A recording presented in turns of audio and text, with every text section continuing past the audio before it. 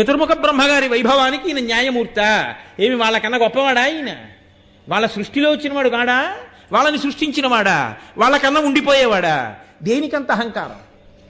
ఇప్పుడు ఆయన శ్రీ మహావిష్ణువు దగ్గరికి వెళ్ళారు. అప్పటికి సత్యలోకం అయిపోయింది, అప్పటికి కైలాసం అయిపోయింది. కానీ ఈయనని ఆపిన వాళ్ళు లేరు. ఎందుకో తెలుసా అండి? అది వాళ్ళకి పెద్ద లెక్క కాదు. ఈయన ఉద్ధతిని చూసి ఒక్క క్షణం ఒక్క సంకల్పం చేసి నువ్వు మానువగుదువుగాక అంటే పడుంటాడు అలా శిల కింద. వాళ్ళు అలా అనలేదు. ఎందుకు అనలేదో తెలుసా? వాళ్ళకి తెలుసు ఈ ఉద్ధతంతా ఓ చోట తెలియాలి. తెలిస్తే ఆయన కదలాలి. కదిలితే కలియుగంలో ఋషులే ఇలా అయిపోతుంటే ఇంకా కింద ఉన్న వాళ్ళు ఎలా ఉన్నారో ఆయనకి తెలియాలి. తెలిస్తే స్థితికారుడు కనుక రక్షించడానికి ఆయన వెళ్ళాలి. ఆయన వెళ్ళాలంటే ఇది బాగా అక్కడ తెలియవలసిన విషయం తెలియాలి. నువ్వు వెళ్ళని అని వాళ్ళు ఊరుకున్నారు. కాబట్టి ఇప్పుడు ఆయన వైకుంఠానికి చేరాడు. ఓ బ్రహ్మాండమైనటువంటి వైకుంఠం.